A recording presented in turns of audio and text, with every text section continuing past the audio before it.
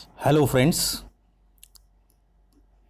Continue करते हैं अपने लास्ट लेक्चर को जहाँ पे सीडीएम को कॉल्ड ऑफ किया जाता है गांधी जी के द्वारा। Now come to Gandhi Irwin pact. Okay, 5 मार्च 1931 को जो है एक राउंड टेबल कॉन्फ्रेंस के लिए गांधी जी को लंदन में बुलाया जाता है और वो वहाँ पे जाते हैं और गांधी जी वहाँ पे जाके डिमांड रखते हैं कि जो पॉलिटिकल लीडर्स को जो हैं, क्योंकि लास्ट में हमने देखा कि किस तरीके से ब्रिटिशर्स ने जो है जो कांग्रेस के लीडर्स को जो है जेलों में डालना शुरू कर दिया था, तो वहाँ पे जाके वो पॉलिटिकल लीडर्स को ही जो है डिमांड रखते हैं कि इनको जो है रिलीज़ किया जाए। पर होता क्या है कि इनकी डिमांड्स जो हैं ये नहीं मानी जाती और ये जो है डिसअपॉइंटेड होके जो है वापस भारत आ जाते हैं। मीन टाइम गफर खान और जवाहरलाल नेहरू, जो कि अभी भी जो है जेल में थे, और अब क्या ब्रिटिशर्स क्या कर देते हैं, जो ये कांग्रेस पार्टी है इसको इलीगल डिक्लेयर्ड कर देते हैं। ठीक है, कि ये क्या है, इलीगल पार्टी है, कानूनी रूप में जो है अवैध है। अब Gandhi ji relaunched CDM second. अब क्या करते हैं कि ये सब देखते हुए गांधी जी जो है फिर से सीडीएम जो है सेकंड को रीलॉन्च कर देते हैं। ठीक है, वहाँ पे सीडीएम को जो है कॉल्ड ऑफ किया था। अब जब कंडीशन, जब फिर से जो है राउंड टेबल कॉन्फ्रेंस होती है और उनकी बातों को नहीं माना जाता गांधी जी की, जो वो रेस करते हैं वहाँ पे, तो फिर गांधी जी जो है सीडीएम सेकंड जो है करते हैं। तो होता क्या है कि ये सीडीएम जब सेकंड लॉन्च करते हैं, तो जैसा कि हमने देखा कि अब कहीं ना कहीं लोग डिसअपॉइंटेड हो चुके थे। तो होता है कि ये जो मूवमेंट है सीडीएम, ये कहीं ना कहीं अपना मोमेंटम जो है, रफ्तार कहीं ना कहीं जो है इसकी स्लो डाउन पड़ जाती है 1934 तक। अब यहाँ पे हम पढ़ेंगे कि how participant saw the movement, कैसे जो इसके भागीदार थे, मतलब इसमें जो पार्टिसिपेट कर रहे थे, वो इस मूवमेंट को किस तरह से देख रहे थे सीडीएम को। ठीक है, अब पहला देखते हैं रिच पीजेंट्स। ठीक है, जो बड़े बड़े जो है अमीर पीजेंट्स थे, जिसमें पाटीदार्स ऑफ गुजरात और जट्स ऑफ यूपी जैसे आते हैं। तो ये ध्यान रखेंगे, इसको पेपर पॉइंट ऑफ व्यू से जो है कोशिश करेंगे लर्न करने का। अब ये किस तरह से मूवमेंट को देख रहे थे, बीइंग प्रोड्यूसर, क्योंकि ये रिच पीजेंट्स थे। ठीक है, जिसमें पाटीदार्स और जट्स आते थे, तो वो कॉमर्शियल क्रॉप्स को जो है उसकी प्रोडक्शन करते थे।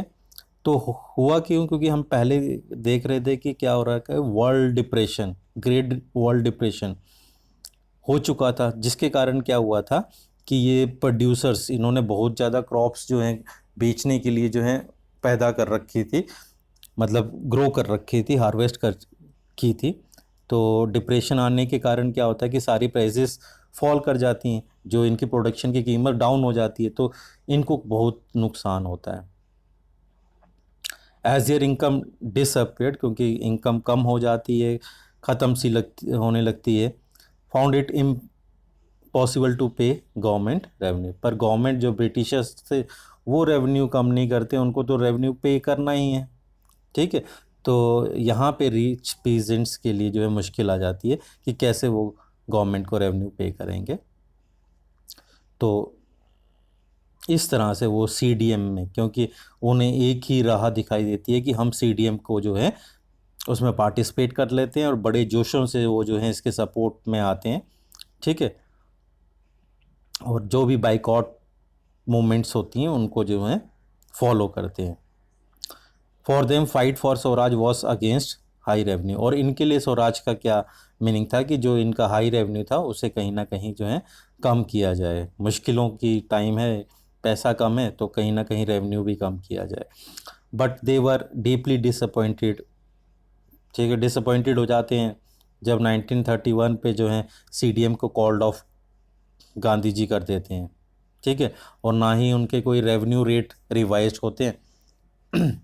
और जैसे ही जो है सीडीएम सेकंड जो है गांधी जी फिर से लॉन्च करते हैं, रीलॉन्च करते हैं, तो ये जो है रिच पीजेंट्स रिफ्यूज़ कर देते हैं पार्टिसिपेशन के लिए, ठीक है। तो हम देखेंगे कि किस तरीके से अब सीडीएम भी अपना जो है मोमेंटम जो सेकंड जो चलाया है, तो वो कहीं ना कहीं जो है उसमें पार्टिसिपेंट अपनी जो है पार्टिसिपेट नहीं करना चाहते हैं।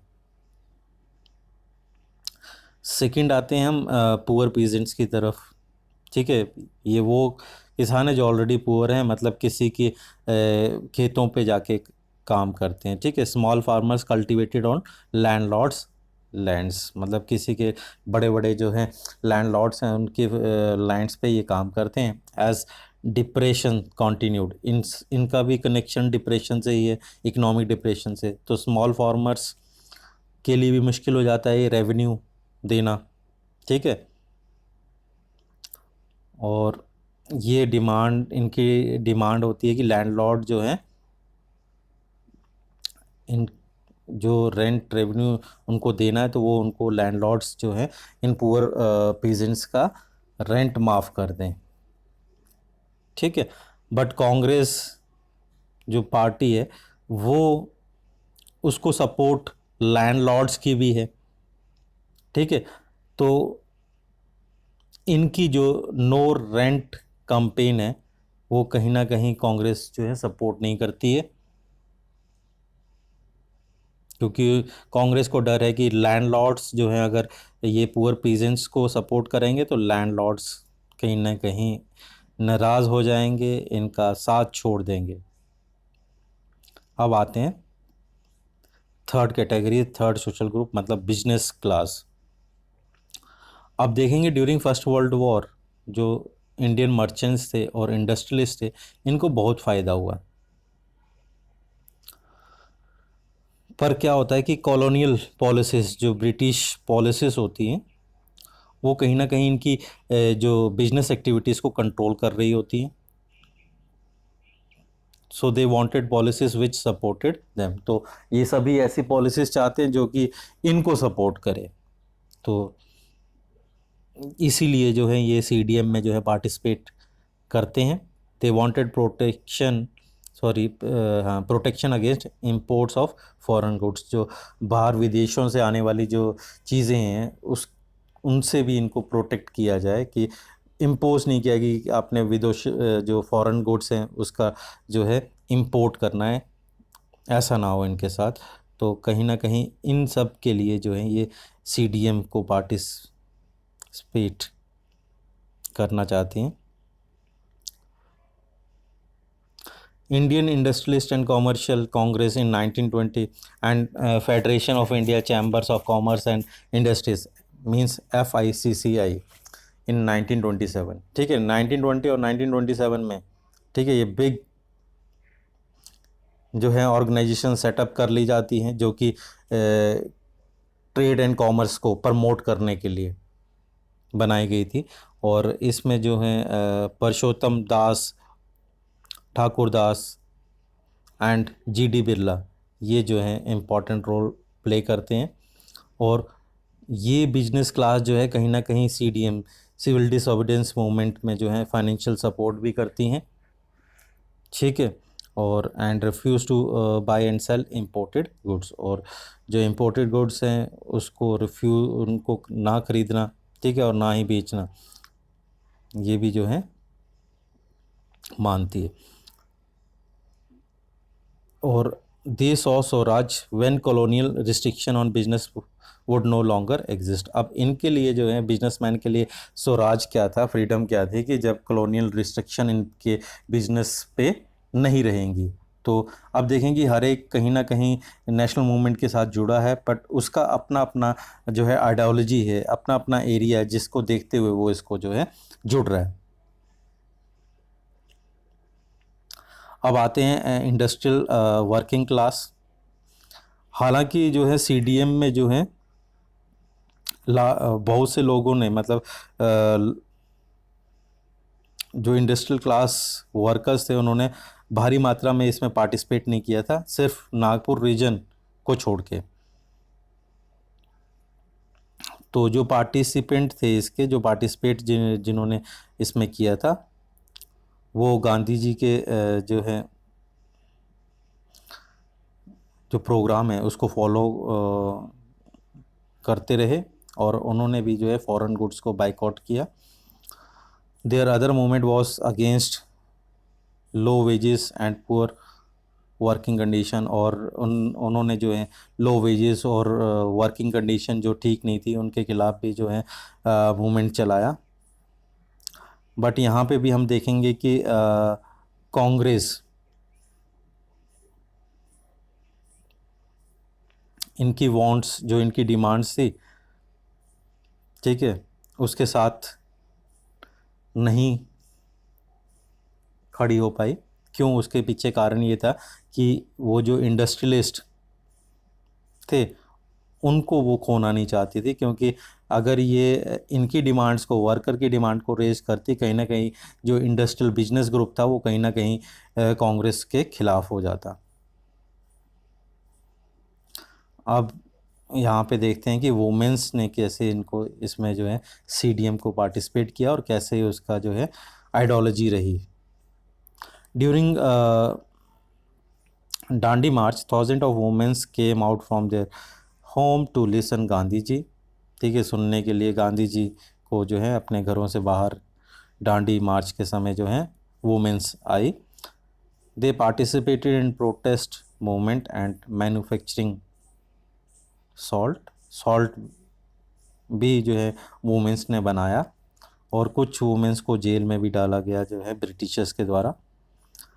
Moved by Gandhi ji call, they began to see service to nation as sacred duty of women, ठीक है, इसे जो है इम्पॉर्टेंट, अपने देश के लिए जो है एक इम्पॉर्टेंट ड्यूटी की तरह उन्होंने माना।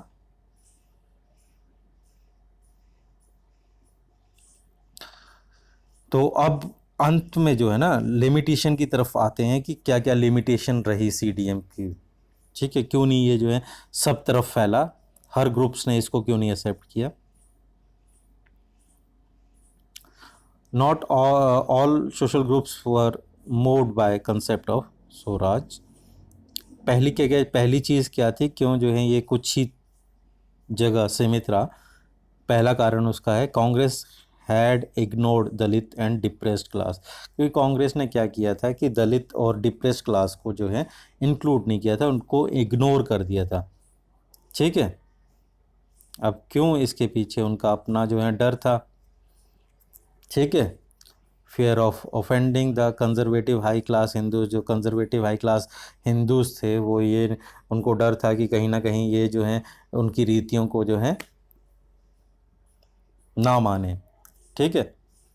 तो वो इस डर से जो है ना इनको जो है वो कांग्रेस ने इग्नोर किया, जिसकी वजह से जो है ये कहीं ना कहीं मूवमेंट जो है लिमिटेड रहा।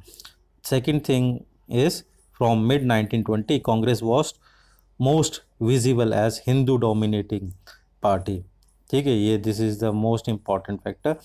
जब आप एक ही कम्युनिटी, एक ही जो है रिलीजन पे फोकस करेंगे, कहीं ना कहीं बाकी लोग जो हैं उससे हट जाएंगे। तो यही हुआ यहाँ पे, मुस्लिम जो है साइड हो गए, ठीक है।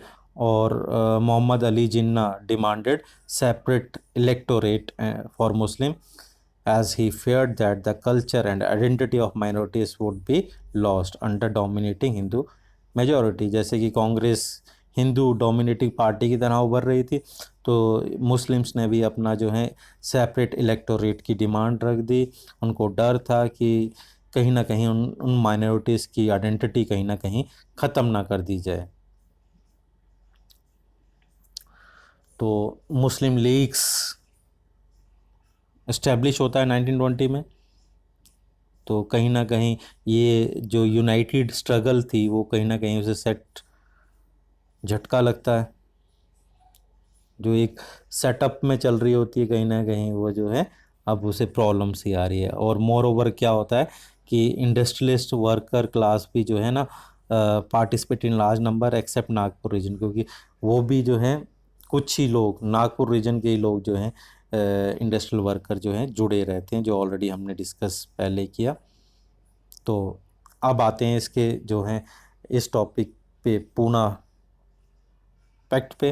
अब पूना पैक्ट क्या है, तो इन शॉर्ट अब चलेंगे। डॉक्टर भीमराव अंबेडकर जो है नॉमिनेट कर दिए जाते हैं, ठीक है, कि किस पर्पस के, ऑप्रेस्ड क्लास, ठीक है, उसके लिए उसके लीडर नॉमिनेट किए जाते हैं, और जो राउंड टेबल कॉन्फ्रेंस में उनको बुलाया जाता है। He clash with Gandhi ji demanding separate electorate Dalits. अब क्या होता है कि डॉक्टर भीमराव अंबेडकर जो हैं सेपरेट इलेक्टोरेट की डिमांड करते हैं दलित्स के लिए, ऑप्रेसिव क्लास के लिए, क्योंकि लास्ट में हमने देखा कांग्रेस जो है दलित्स को जो है उनको इग्नोर किया था। तो कहीं ना कहीं जो है ब्रिटिशर रूल एंड डिवाइड की पॉलिसी अपनाते हैं। तो अंबेडकर और गांधी जी के जो हैं व्यूज़ में यहाँ टक्कर हो जाती है, ठीक है। गांधी नहीं चाहते थे कि अगर ये सेपरेट हो जाएंगे तो कहीं ना कहीं उनकी नेशनल मूवमेंट जो चल रही है उसको कहीं ना कहीं धक्का लगेगा। और ये ब्रिटिशर्स एक्सेप्टेड अंबेडकर डिमांड। और होता क्या है कि ब्रिटिशर्स तो चालाक हैं, तो वो क्या करते हैं अंबेडकर की डिमांड को जो है मान लेते हैं, मतलब reservation. Gandhi ji begin fast, और गांधी जी क्या करते हैं कि भूख हड़ताल कर लेते हैं। वो ये मानते हैं कि अगर सेपरेट इलेक्टोरेट कर दिया जाएगा दलित्स के लिए तो होगा क्या, जो इंटीग्रेशन होगा सोसाइटी का वो कहीं ना कहीं जो है उसके प्रोसेस में जो है धीमापन आना शुरू हो जाएगा। तो ये पूना पैक्ट जो है साइंड होता है सितंबर 1932। तो ये था Poona pact. It gave depressed class reserve seat in provincial and central legislative council. और इस पूना के पैक्ट में क्या था कि जो डिप्रेस्ड क्लास थी, मतलब शेड्यूल कास्ट वगैरह जो क्लासेस थी, उनको रिजर्व्ड किया जाता है। जो प्रोविंशियल और लेजिस्लेटिव काउंसिल में उनको जो है रिजर्व किया गया है। बट यहाँ पे क्या होता है कि they were to vote by general electorate. Seat तो रिजर्व रहेंगी बट वोट जो है सब के सब कास्ट करेंगे उनके लिए। तो ये है, तो ये पूना पैक्ट है। तो ये टॉपिक यहीं तक, ठीक है। आई होप आपको समझ आ गई हो, तो थोड़ा ध्यान से करेंगे। Thank you.